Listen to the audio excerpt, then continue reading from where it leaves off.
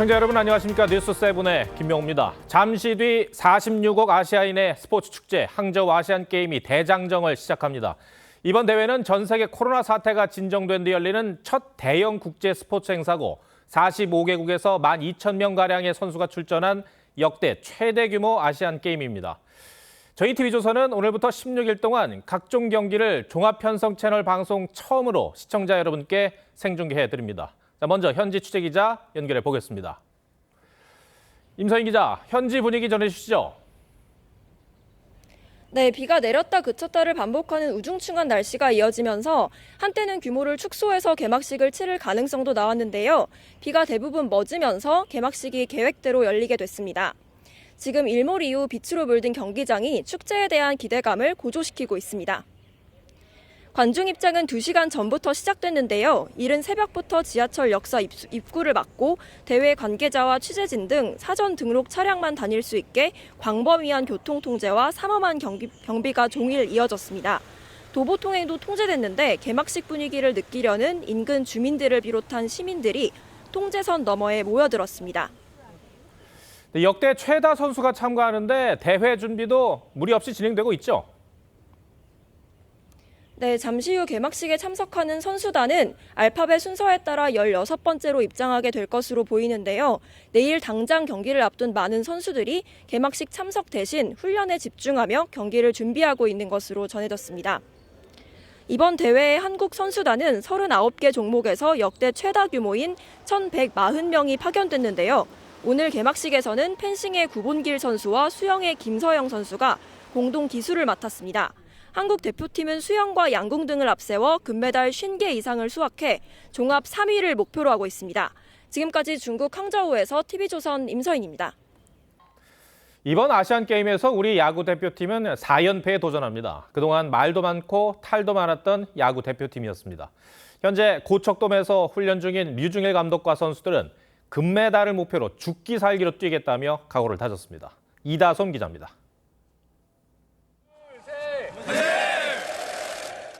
아시안게임을 앞두고 처음으로 손발을 맞춰보는 류중일호. 이번 대회 가장 강력한 경쟁 상대, 대만의 경기 장면은 긴장감을 높입니다. 24명 전원이 모인 가운데 어제 극적으로 대표팀에 합류한 외야수 윤동희는 지난해 연령별 대표팀에서 입었던 유니폼을 입고 훈련을 소화했습니다. 부상 여파로 기량 회복이 늦었던 투수 이의리의 낙마로 논란이 있는 상황. 류중일 감독은 오랜 시간 고민 끝에 내린 결정이라고 설명했습니다. 과연 선발 투수로서 70개 이상, 80개 이상 소화를 할 수 있을까라는 의문점이 있어가지고. 구창모에 이어 이의리까지 빠지며 좌완 선발이 한 명도 없는 엔트리 구성에도 류중일 감독은 문제 없다는 입장입니다. 좌완 선발이 없습니다. 좌타자 상대를 많이 했기 때문에 잘 하리라 있습니다. 주장으로 선임된 내야수 김혜성은 4연패 달성으로 지난 WBC의 부진을 떨쳐내겠다는 각오입니다. 열심히 해야겠다는 생각뿐이고요. 그냥 죽기 살기로 해야겠다는 생각밖에 없는 것 같습니다. 대표팀은 국내에서 한 차례 연습 경기를 치른 뒤 28일 항저우로 떠납니다. 이 첫 경기 홍콩전은 다음 달 1일 열립니다. 고척돔에서 TV조선 이다솜입니다. 민주당 이재명 대표가 오늘 오후 단식을 중단했습니다. 단식을 시작한 지 24일 만이고 구속영장 실질 심사를 사흘 앞둔 시점이기도 합니다. 이 대표 체포동의안 가결로 민주당은 그야말로 내전 중이라고 해도 과언이 아닌데 새 원내대표 선출을 앞두고 계파 갈등이 최고조에 달하고 있습니다. 먼저 최원국 기자가 보도합니다. 민주당 이재명 대표가 오늘 단식을 중단하고 회복 치료에 들어갔습니다. 다음 주 화요일 법원의 영장 실질 심사를 사흘 앞둔 시점인데 단식 24일째입니다. 이재명 대표는 단식 투쟁 24일 차인 오늘부로 단식을 중단하고 본격적인 회복 치료에 들어갑니다. 이 대표는 녹색병원에서 치료를 받으면서 영장 실질 심사 준비에 집중할 것으로 보입니다. 이 대표 체포동의안 가결 이후 계파 갈등도 격화되고 있습니다. 비명계 박광원 전 원내대표가 친명계의 사퇴 압박에 물러난 데 이어 비명계 송갑석 최고위원도 사퇴했습니다. 제 나라 국민이 제 나라를 팔아먹었듯이 같은 당 국회의원들이 자기 당 대표를 팔아먹었습니다. 상응한 조치를 취하겠습니다. 다음 주 화요일 새 원내대표 선출과 이 대표의 영장실질심사 결과가 당 내분의 분수령이 될 전망인데 친명계 홍익표 의원이 후보로 등록했습니다. 자기들끼리 모여서 그 기반이 공고해지는 것 같지만 제가 볼 때는 진짜 그 망조가 드는 거예요. 친명계 최고위원이 다수인 상황에서 원내대표까지 친명계가 차지할 경우 사법 리스크 와중에도 이 대표의 당내 입지는 더 단단해질 가능성이 큽니다. TV조선 최원국입니다. 이재명 대표의 법원 출석 변수로 건강 상태가 꼽혔죠. 이렇게 되면 26일 예정된 영장실질심사에 직접 나갈 가능성이 높아졌습니다. 법원 출석 외에 다른 방법이 없다는 판단이 선 것으로 보입니다. 이 대표의 구속 여부는 증거 인멸 가능성이 가를 것으로 보입니다. 계속해서 황병준 기자입니다. 지난 6월 이재명 대표는 영장실질심사에 직접 나가겠다고 공개 약속했습니다. 구속영장을 청구하면 제발로 출석해서 영장실질심사 받고 검찰의 무도함을 밝히겠습니다. 이 대표 측 관계자는 이 대표가 26일 법원에 나갈 의지를 밝혔다면서도 출석 방식은 건강 상태에 달렸다고 설명했습니다. 휠체어나 간이 침대 등을 이용할지도 관심인데 이 대표 측은 결정된 게 없다고 했습니다. 의료진과 협의해 법원 출석 등 일시적인 외부 일정을 소화하겠다는 입장입니다. 국민의힘은 이 대표가 건강을 회복하고 사법 절차에 충실히 임해야 한다고 했습니다. 향후 사법 절차에 꼼수 없이 성실히 임하고 산적한 민생 현안을 신속히 처리하는 것만이 국민께 용서받는 길임을. 이 대표의 구속 여부는 증거인멸 가능성이 가를 것으로 보입니다. 이 대표 구속영장 심사를 맡은 유창훈 부장판사는 올해 2월 이후 구속영장을 발부한 13건 중 11건에서 증거인멸 염려를 구속 사유로 판단했습니다. 특히 유 부장판사는 지난 6월 백현동 개발 특혜 사건과 관련해 배임 혐의를 받는 민간시행사 대표 정모 씨에 대해 증거인멸 염려가 있다며 구속영장을 발부했습니다. 이 대표의 구속영장에 적힌 주요 혐의 중 하나도 백현동 개발 관련 배임입니다. TV조선 홍병준입니다. 검찰도 분주한 주말을 보내고 있습니다. 백현동의 대북 송금 사건까지 포함하면 의견서만 1000쪽이 훌쩍 넘는 수준이라고 합니다. 검찰 움직임은 황민지 기자가 전해드립니다. 이재명 대표의 영장 심사 일정이 26일로 잡힌 어제 검찰은 입장 표명을 자제하면서 영장 심사 대비에 착수했습니다. 제가 더 보탤 말씀이 없이 저희들 검찰에서 할 일만 담담하게 하도록 하겠습니다. 주말인 오늘도 백현동과 쌍방울 대북 송금 수사팀 대부분이 출근해 이 대표의 구속 논리를 정리하고 증거와 진술을 보강했습니다. 쌍방울 대북 송금 수사팀이 작성한 반박 자료와 증거 목록, 즉 의견서만 800쪽이 넘고 백현동 사건까지 포함하면 1000쪽은 훌쩍 넘을 것으로 예상됩니다. 영장심사에서는 두 사건을 지휘한 부장검사들이 직접 PPT 설명 자료를 띄워 법원의 구속 필요성을 주장할 예정입니다. 검찰은 이 대표가 거대 야당 대표란 지위를 증거인멸에 적극 활용했다는 점을 부각시킬 것으로 보입니다. 한 번은 우연일 수 있지만 이재명 의원 범죄 혐의들은 동일한 범행과 동일한 사법방해 행태가 반복되고 있습니다.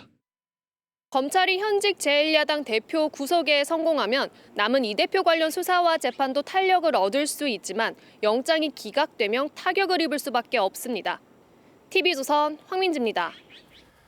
이재명 대표의 영장 심사를 앞둔 민감한 시기에 김의겸 의원이 또 등장했습니다. 한동훈 법무장관을 겨냥한 이른바 청담동 술자리 의혹이 거짓으로 판명난 지 얼마 지나지 않았죠. 김 의원은 구속 심사를 맡은 부장판사가 한동훈 법무장관과 대학 동기라고 주장했습니다. 검찰이 의도적으로 영장 판사를 선택했다는 얘기인데 이번에도 김의겸 의원의 주장엔 사실관계가 틀린 부분이 있습니다. 주원진 기자가 취재했습니다. 김의겸 더불어민주당 의원은 어제 한 라디오에 출연해 검찰이 자신들에게 가장 유리한 영장 전담 판사를 선택했다며 이재명 대표 영장 심사를 맡은 유창훈 부장 판사가 한동훈 법무부 장관과 대학 동기라고 주장했습니다. 판사가 하필이면 또 한동훈 장관의 서울대법대 92학번 봉기라는 점 발부가 될 가능성이 있다고 보는 분들의 논거입니다. 김 의원은 검찰이 쌍방울 수사를 심리해온 수원지법에서는 구속심사가 불리할 것 같아 백현동 사건을 맡아온 중앙지법에 영장을 청구했다는 주장도 펼쳤습니다. 법무부는 가짜뉴스라며 법적 조치를 예고했습니다. 법무부 관계자는 한 장관은 서울대법대 92학번, 유 판사는 93학번으로 대학 동기도 아니고 서로 일면식도 없다고 설명했습니다. 검찰 역시 중앙지법에 영장을 청구한 것은 이 대표가 수원과 서울 두 곳에서 재판을 받지 않도록 배려한 것이라고 설명했습니다. 김 의원은 뒤늦게 취재 과정에 구멍이 있었다는 점은 인정하면서도 한동훈 장관과 동기라는 점을 이용해 판사를 선택했다는 게 아니라 검찰에 유리한 판사를 선택했는데 하필 한 장관과 동기라는 의미였다고 반박했습니다. TV조선 주원진입니다. 윤석열 대통령이 유엔 총회 참석을 위한 4박 6일 순방을 마치고 귀국했습니다. 이번 순방 기간 윤 대통령은 100여 시간 동안 41개국 정상들과 양자회담을 했습니다. 엑스포 유치 목적을 넘어서는 의미가 있다는 건데 홍현주 기자가 전하겠습니다. 윤석열 대통령은 순방 마지막 날에도 이라크와 세르비아 등 3개국 정상을 만났습니다. 회담 장소인 유엔 대표부 곳곳에는 부산은 준비됐다는 엑스포 슬로건과 부산의 야경 사진이 걸렸습니다. 회담 일정이 30분에서 1시간 단위로 빽빽하게 잡힌 탓에 첩보 작전이 필요했다는 후일담도 나왔습니다. 상대국 정상을 제 시간에 모셔오는 첩보 작전을 하루 종일 수행하기도 했습니다. 윤 대통령은 뉴욕에 머문 100여 시간 동안 41개 나라와 양자회담을 했는데 그중 9개 나라가 수교 이후 처음으로 정상회담을 한 국가입니다. 대통령실은 신시장을 개척해 우리 기업이 뛸 수 있는 운동장을 확대하려는 의지가 담겼다고 설명했습니다. 윤석열 대통령은 각 정상들과 만난 자리에서도 엑스포는 경쟁하는 장소가 아니다. 연대 엑스포이기 때문에 아세안 정상회의와 G20 정상회의를 계기로 20개국 정상과 만난 것을 포함하면 이번 한 달 새 윤 대통령은 60여 개국 정상급 인사와 양자회담을 했습니다. 대통령실은 엑스포 유치 과정 자체가 정부의 외교 기조를 함축하고 있다며 최종 개최지 선정까지 남은 기간 유치 전에 최선을 다할 방침입니다. 뉴욕에서 TV조선 홍현주입니다. 최근 북한과 러시아의 밀착 행보는 국제사회에 여러 우려를 낳았습니다. 특히 유엔 안보리 상임이사국인 러시아는 북한과 거래하면서 안보리가 결의한 대북 제재를 스스로 부정한 것이나 마찬가지입니다. 오늘은 이유진 기자가 흔들리는 유엔 안보리의 위상과 개혁론에 포커스를 맞췄습니다. 4년 만에 이뤄진 북러 정상회담. 러시아는 우크라이나 전쟁에 필요한 무기를 받고 북한은 그 대가로 정찰 위성 등 첨단 군사 기술을 받는 거래를 한 것으로 추정됩니다. 국제사회가 반발했지만 that would violate UN Security Council resolutions that Russia itself voted for. 러시아는 보란 듯 제재 무력화를 선언했습니다. Мы сказали очень твердо, что больше санкций не будет против Северной Кореи, и такую же позицию заняли наши китайские партнеры. 실제 유엔 회원국이 결의안을 이행하지 않더라도 제재 방법은 사실상 없습니다. 북러 밀착이 유엔 안보리 무용론에 다시 불을 지폈습니다. 안보리 결의안이 통과하려면 5개 상임이사국의 만장일치가 필요한데 중국과 러시아는 번번이 거부권을 행사하고 있습니다. 이 때문에 북한에 대한 추가 제재가 무력화됐고 러시아가 우크라이나를 침공했는데도 안보리 회의는 늘 빈손으로 끝났습니다. 오죽하면 첫 유엔 총회에 참석한 젤렌스키 우크라이나 대통령의 일성이 안보리 개혁이었습니다. В руках агресора ось те, що загнало ООН в глухий кут. 올해 유엔 총회 상임이사국 정상 중 바이든 미국 대통령만 참석한 것도 현 주소를 잘 보여줍니다. The world has changed. Our institutions have not. We cannot effectively address problems as they are if institutions do not reflect the world as it is. 5개 상임이사국의 모든 힘이 집중된 유엔 안보리 체제를 개선해야 한다는 목소리가 힘을 얻고 있지만 나라별 셈법이 달라 이견을 좁히기가 쉽지 않습니다. 이미 이해관계로 뭉친 다자기구가 우후죽순 만들어지고 있는 상황에서 유엔이 본연의 역할을 되찾을 수 있을지. 뉴스7 포커스입니다. 서울 송파와 김포에서 일가족 5명이 숨진 채 발견됐습니다. 이들은 서울 송파 아파트와 빌라, 경기도 호텔 등 각각 다른 장소에서 숨져 있었습니다. 경찰은 평소 수억 원의 빚에 시달리고 있었다는 진술을 확보했습니다. 김도영 기자가 보도합니다. 서울 송파구의 한 아파트 단지. 오늘 오전 7시 29분쯤 이 단지에서 40대 여성 A씨가 추락한 채 쓰러져 있다는 신고가 접수됐습니다. A씨는 인근 대학병원으로 옮겨졌지만 결국 숨졌습니다. 추락했는데 PR이 걸려서 그러니까 심정지 상태에서 이송했어요. 경찰은 A씨의 사망 이전 동선을 추적하던 중 서울 송파구의 한 빌라에서 A씨의 남편과 시어머니, 시누이가 숨져 있는 것을 발견했습니다. 또 10대 딸은 경기도 김포의 한 호텔에서 숨진 채 발견됐습니다. 경찰은 A씨가 수억 원의 채무에 시달렸고 호텔을 전전하는 생활을 했다는 진술을 확보했습니다. 사건 현장에서는 생활고를 호소하는 유서도 발견된 것으로 전해졌습니다. 하지만 여러 가능성을 열어두고 A씨 주변 사람들을 대상으로 정확한 사망 경위를 조사 중입니다. TV조선 김도영입니다. 네, 다음 주 목요일부터 6일간의 추석 황금 연휴가 시작되면서 벌써부터 인천공항이 북적이고 있습니다. 연휴 앞뒤로 사흘씩의 휴가를 붙이면 보름 이상 쉴 수 있어 이 해외 나들이를 떠나는 관광객들이 몰리고 있는 겁니다. 전정원 기자가 인천공항 출국 현장을 돌아봤습니다. 추석 연휴를 나흘 앞둔 인천공항 출국장.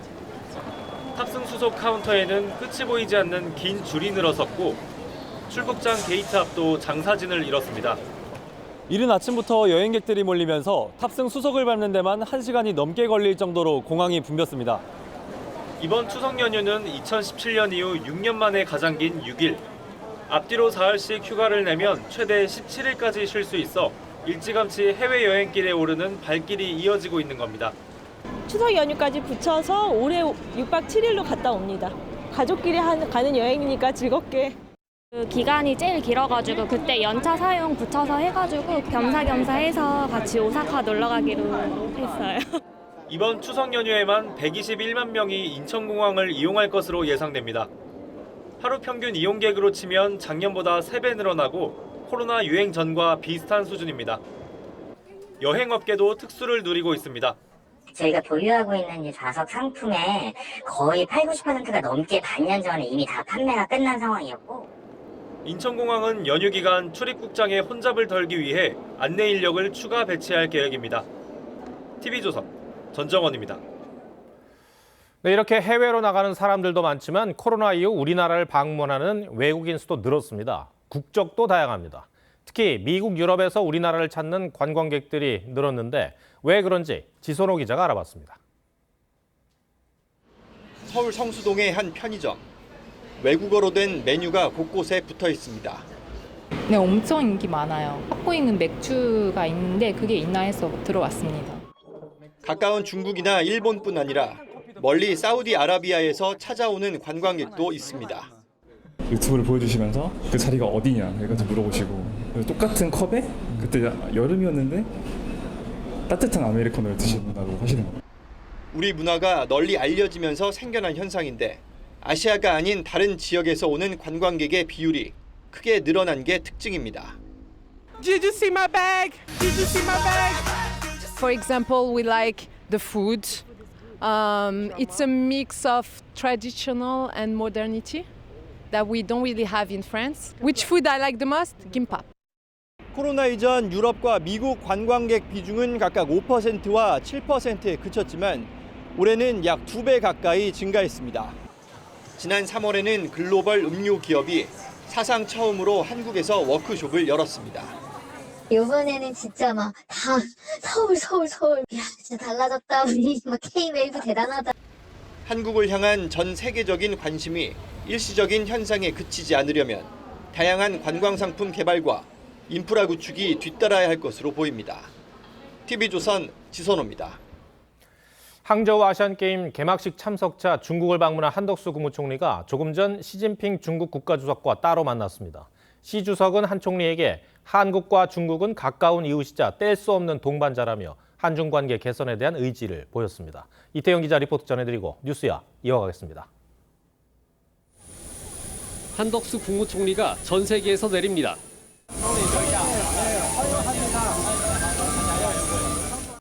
비가 오는 날씨지만 레드카펫 위에서 의장대와 환영단의 환영 인사가 이어졌습니다. 한덕수 총리와 시진핑 주석의 회담은 공안들의 도로 통제와 삼엄한 경비 아래 5시 반부터 약 22분 동안 진행됐습니다. 시진핑 주석은 수교 30주년을 맞은 한중 관계는 뗄 수 없는 동반자 관계라고 말문을 열었습니다. 中国和韩国是搬不走的近邻，应该也是分不开的合作伙伴。 그러면서 최근 북러 밀월 관계를 의식한 듯 한중 관계 개선이 지역 평화에 도움이 된다고도 했습니다. 中韩关系走稳走实，符合两国和两国人民的共同利益，对促进地区和平和发展也是利好。 한 총리는 한중 관계 개선 필요성을 강조하면서 올해 안에 한국에서 한중일 정상회의가 열릴 수 있도록 협조해달라고 요청했습니다.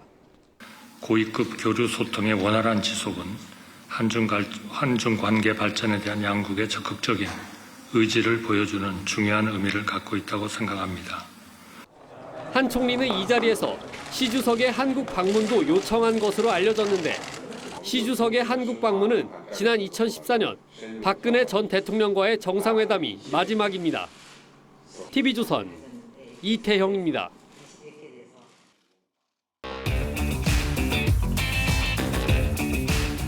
뉴스야 시작합니다. 정치부 한소원 기자 나와 있습니다. 첫 번째 물음표 볼까요? 예, 첫 번째 물음표는 이재명 영장판사의 100만 탄원서입니다.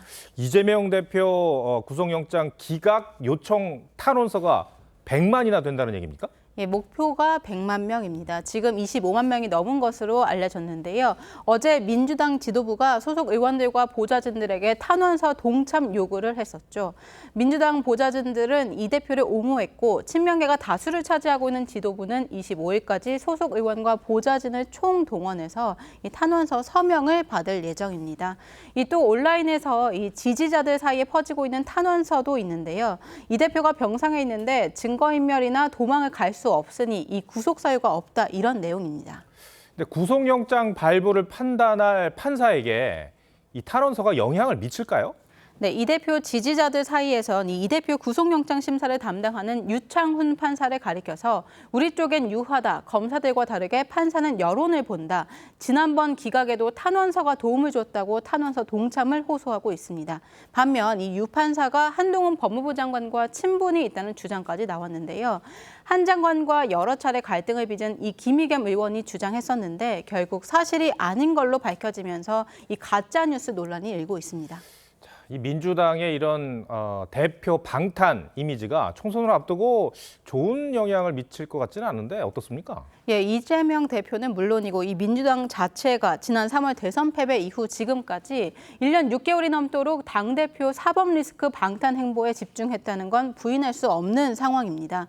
이 대표는 대선 패배 2개월 만에 아무 연고도 없는 인천 계양을 재보궐선거로 국회에 들어왔고 곧바로 여당 대표가 되면서 2중, 3중의 방탄 조끼를 입은 셈입니다. 친명계는 이 대표가 구속이 된다 해도 이 옥중에서라도 이 대표가 공천을 해야 한다 이렇게 주장하고 있는데 이 대표가 자진 사퇴하지 않는 한 친명계가 주축이 된 이른바 이재명 수호대 의원들은 더 활발하게 움직일 가능성이 있습니다. 어떤 경우에도 이재명 당대표의 직인이 찍힌 총선 공천장 들고 총선을 승리해야 합니다. 최악 경우 상황이 온다고 하더라도 당대표로서의 어떤 권한을 적정하게 행사해야 될 것으로 보고 있고. 네. 첫 번째 물음표 정해볼까요? 예, 첫 번째 물음표 이재명 영장판사의 100만 탄원서의 느낌표는 국민이 심판할 방탄 이렇게 뽑아봤습니다. 이 지난 2004년 2월 이 과반 의석을 가진 제1야당 한나라당은 이 서청원 전 한나라당 대표에 대한 석방 동의안을 통과시켰습니다. 하지만 국회 회기가 끝난 뒤 당시 수사검사였던 한동훈 법무부 장관이 이 서 전 대표를 재수감했는데요. 석방 결의안 꼼수를 시작으로 당시 노무현 대통령 탄핵에 대한 역풍까지 불면서 4월 총선에서 한나라당은 참패했습니다.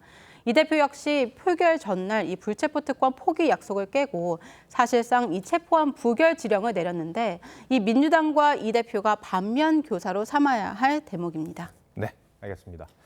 두 번째 물음표는 뭡니까? 네, 두 번째 물음표 여당 포켓몬 수집 넘어선 멜팅팟입니다. 예. 이 멜팅팟이라는 것이 이제 용광로라는 말인데, 그러니까 다양한 인재들을 한 곳으로 모은다, 뭐 이런 의미입니까? 예, 국민의힘이 이번 주 내년 총선을 겨냥한 첫 인재 영입을 발표했습니다. 예. 1호가 더불어민주당 위성정당으로 여의도에 입성한 조정훈 시대전환 의원입니다. 이와 함께 문재인 정부 고위 인사들을 영입했는데요. 여당 내부에서는 이 포켓몬 수집이냐, 이 무원칙이다 이렇게 비판의 목소리가 나오고 있습니다. 기대에 못 미친다는 평가가 있는 것도 사실인데, 집권 여당 국민의힘의 전략과 입장은 뭡니까? 김기현 대표는 용광로, 그러니까 이 멜팅팟 전략이라고 설명을 하고 있습니다. 과거 이준석 대표가 내세운 각자 개성으로 공존하는 리더십, 그러니까 이 샐러드볼 컨셉이 아니라 다양한 배경의 사람들을 모아서 융합해서 한 방향으로 가자는 겁니다. 당 핵심 관계자는 과거를 묻지 않겠다는 원칙을 세웠다면서 윤석열 정부 성공에 함께 갈 수 있는 사람이면 문은 열려 있다 이렇게 말을 했습니다. 국민의힘은 추석 이후에 수십 명의 집단 영입이 아니라 5명씩 잘라서 이 수시로 영입 인사를 공개할 계획입니다. 예, 아직 이른 얘기일 수도 있겠습니다만 민주당의 비명계 의원들도 영입 대상이라고 볼 수 있습니까?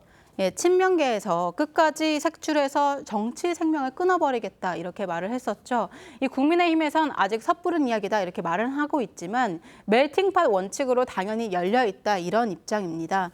이 당 지도부는 실제 민주당 수도권 초재선 의원 중 중도 성향 인사들을 직간접적으로 접촉하고 있기도 한데요. 네. 양양자 의원이나 금태섭 전 의원의 제3지대 신당들과의 연대나 합당 가능성도 염두에 두고 있다고 합니다. 네. 두 번째 물음표도 정해볼까요?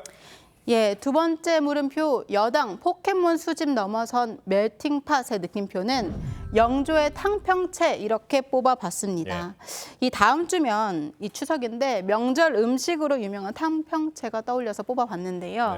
이 탕평채는 영조가 지긋지긋한 붕당 정치의 이 피로감을 느껴서 화합을 꿈꾸며 생각해낸 음식이었습니다.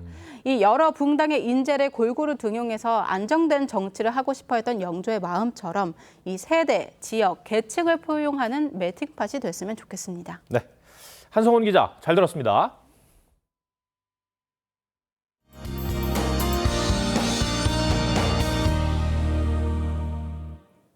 부쩍 높아진 하늘에 선선해진 바람결이 가을을 실감케 합니다. 내일도 완연한 가을 날씨가 예상되지만 크게 벌어지는 일교차는 계속해서 주의가 필요하겠습니다. 가벼운 외투로 체온 조절해 주시면 좋겠습니다. 동풍의 영향을 받는 영동과 경북 북부 동해안은 오늘 밤까지 가끔 비가 이어지겠고요. 제주 지역은 내일 새벽까지 빗방울이 떨어지는 곳이 있겠습니다. 이른 아침 내륙을 중심으로 짙은 안개가 예상되고요. 내일까지 전남 해안과 영남 해안, 제주에는 강한 바람이 불겠습니다. 내일 아침 기온 대부분 지역이 15도 안팎에서 시작했다가 한낮에는 서울과 대전이 26도로 오늘과 비슷하겠습니다. 내일도 동해안과 제주 해안에 너울로 인한 높은 물결이 유입되겠습니다. 다음 주 화요일 밤 수도권과 충남 지역에 비가 오기 시작해서 수요일에는 그 밖의 중부지방으로도 확대되겠습니다. 날씨였습니다. 네, 곧이어 아시안게임 개회 특집 조선체육회가 방송되고 계속해서 항저우 아시안게임 개막식 생중계해드리겠습니다. 많은 시청 바랍니다. 9월 23일 토요일 뉴스7 마치겠습니다.